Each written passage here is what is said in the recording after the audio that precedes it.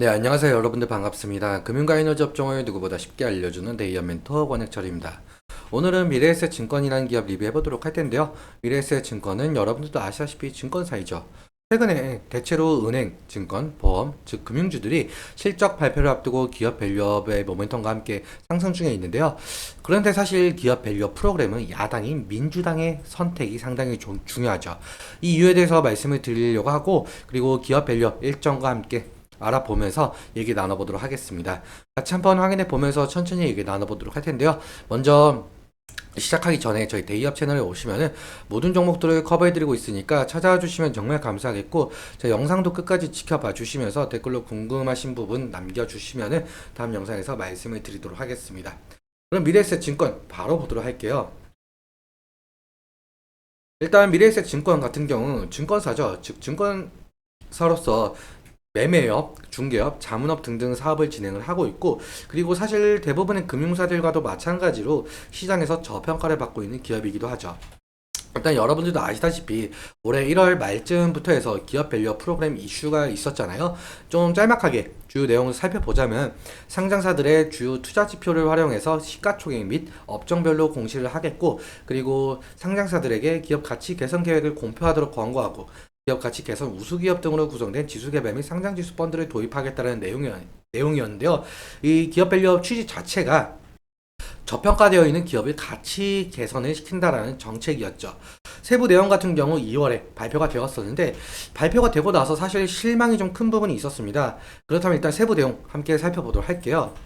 이 구체적 방안이 2월 26일에 좀 발표가 되었었는데, 이때 1차 세미나를 열면서 금융위원회에서는 기업 밸류업 지원 방안, 즉 한국 증시 저평가 해소를 위해서 7월부터 상장사들에게 기업 가치 재고 계획을 스스로 공시하도록 하겠다라고 밝혔었고, 그리고 다음 달인 5월에 2차 세미나를 열면서 6월 중으로 최종 가이드라인을 확정시킨다라고 했었죠. 공개된 방안에 따르면 약 1,600개에 달하고 있는 코스닥 상장사는 기업 가치 재고 계획을 스스로 수립하고 연 1회 자율 공시하도록 하게끔 만들겠다라는데요. 기업 가치 개선 계획에는 총 6단계로 현황 진단, 그리고 목표 설정, 계획 수립, 이행, 평가, 소통, 이 6단계에 대한 내용이 담겨져 있었습니다. 또 매년 우수기업에게는 표창을 준다라고 하는데요. 그런데 사실상 기업들 공시는 이 하반기부터, 그리고 실제 지수는 3분기에 완료가 되고, 공시 인센티브 같은 경우는 내년부터라는 내용 때문에 실제 시행 시기까지는 너무 기나긴 시간이 걸린다라는 평가를 받으면서 기업 밸류업 프로그램이 기대에 미치지 못한다라는 평가가 나왔었죠. 기업 밸류업으로 그래서 기업 밸류업으로 상승했었던 저평가 종목들이 실망 매물을 상당히 뱉어냈었는데, 그런데 최근에 최상무 기재부 장관께서 미국 워싱턴 기자 간담회에서 말씀을 해주신 게 있는데, 기업 밸류업 프로그램은 좀 변함없이 추진할 거다 라고 밝혔었죠. 그래서 현재 저평가 종목들이 상당한 상승의 모습을 보여주고 있는데, 그리고 이틀 전 오후에는 이 기업 밸류업 자율 공시를 하반기에서 5월로 앞당긴다라고 하면서 기업 밸류업 정책에 속도를 내고 있는 상황입니다. 이 이유에 대해서는 여러 가지 이유가 있겠지만, 최근 윤석열 정부의 총선 참패, 그리고 고금리 지속, 중동의 지정학적 위기가 겹치면서 국내 증시가 약세 기조를 보이고 있는데요. 그래서 정부에서는 이 기업 밸류업 프로그램으로 속도를 내면서 이 증시 안정화를 꾀하려고 하는 것 같습니다. 그런데 사실상 이 기업 밸류업 프로그램은 정부의 이 입장만으로는 할 수가 없거든요. 사실 야당의 민주당의 선택이 가장 중요합니다. 이 이유에 대해서 좀 말씀을 드려보자면, 야당인 민주당 측에서는 이 정부의 밸류업 프로그램을 완전하게 반대는 하지 않았으나, 민주당 측에서는 이 소액주주 권익을 위한 정책, 즉 기업들과의 이익과 반대되는 상당한 내용을 가진 정책을 좀 공약을 했었죠. 그래서 기업들의 자발적인 주주환원 노력과 세제 혜택에 초점을 맞춘 정부와 여당의 정책 방향과는 큰 차이가 있었는데요. 앞서 말씀드린 대로 4월 총선에서 여당인 국힘이 참패를 하고 야당인 민주당이 승리를 했었죠. 그래서 더욱더 현 정부의 기업 밸류업 정책이 제동이 걸릴 것이다 라는 시장 평가가 있었습니다.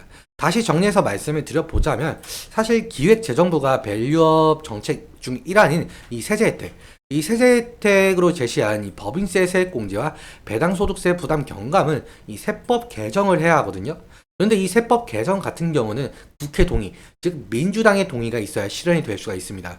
그런데 이런 세법을 다수당을 차지한 민주당이 부자 감세로 규정을 하게 되면서 국회 법안에 반대할 경우에는 세법 개정이 좀 어려워지게 되는데요. 그렇다면 이 기업 밸류업 프로그램도 무산이 될 가능성이 높겠죠. 일단 민주당 자체에 대해서도 이 1,400만 명에 해당되는 개인 투자자들의 여론에 반응을 할 수밖에 없는 입장이긴 한데요. 그래서 사실상 민주당과 정부의 정책적 합의가 이루어질지, 그리고 그 실제로 기업 밸류업 정책이 실현이 될지는 아직 미지수로 보이고 있습니다. 그래서 이 부분 같은 경우 지속적으로 체크해 나가면서 대응을 해야 될 것 같은 이슈로 보이고 있고요. 그러면 차트 보면서 마무리 설명 짓도록 하겠습니다. 미래에셋 증권의 차트를 잠깐 살펴보자면은 아무래도 금융사이다 보니까 이 금융 테마 형성과 호실적 기대감을 모멘텀으로 작용을 하면서 주가 변동성을 나타내고 있었는데요. 최근에는 이 기업 밸류업 정책 이슈로 상당한 상승의 모습을 이끌어냈죠. 그런데 앞서 말씀드렸다시피 2월 26일 이 세부 내용이 발표가 되자마자 기대에 미치지 못한다는 평가 때문에 이 실망 매물이 한 차례 쏟아졌죠. 아무튼 지지라인 같은 경우 제가 미리 선을 좀 그어놨는데요. 이제 1분기 실적 발표 얼마 남지 않았죠. 일단 금일 흐름 같은 경우 단기 이평선이 3일선과 5일선 이평선을 좀 지지해주는 모습으로 보이고 있는데, 그래서 1분기 양호한 실적 전망을 바탕으로 확실하게 이 부근을 지지하면서 상승을 하게 된다면 상당한 상승을 이끌어낼 가능성이 높을 것 같습니다. 그런데 하지만 만약에 1분기 실적이 안 좋게 나오거나 이 기업 밸류업 정책이 무산이 된다라고 한다면 실망 매물이 쏟아지면서 지지라인이 이탈할 가능성도 있을 것 같은데, 이 지지라인이 이탈 시에는 리스크적인 관리가 필요할 수도 있을 것 같습니다. 그리고 사실 기업 밸류업 정책이 야당의 반대를 무릅쓰고 시행이 될지는 아직 모르겠지만, 만약에 기업 밸류업 정책이 성공적으로 시행이 된다라고 한다면 현재 저평가를 받고 있는 금융, 즉 증권, 은행, 보험이 테마를 형성하면서 지속적인 상승을 일으킬 가능성이 있겠는데요. 그런데 미래에셋 증권 같은 경우 좀 과거를 살펴보자면 2022년도부터 좀 박스권에 갇힌 흐름을 보여주고 있죠. 그래서 상승 시마다 차익 실현 매물이라든지 원금 보존 매물이 나올 가능성이 높으니까 이 부분도 좀 유념을 해주시면 좋을 것 같습니다. 오늘은 여기까지 말씀을 드리면서 오늘 내용 여러분께 도움이 되셨다면 구독과 좋아요 부탁드리고, 말씀드린 내용과 차트적인 부분에 대해서는 제 개인적인 견해가 있을 수밖에 없기 때문에 여러분들의 주관적인 견해와 함께 투자를 현명한 선택하셨으면 좋겠습니다. 오늘도 시청해주셔서 너무 감사하고 지금까지 멘토 권혁철이었습니다. 감사합니다.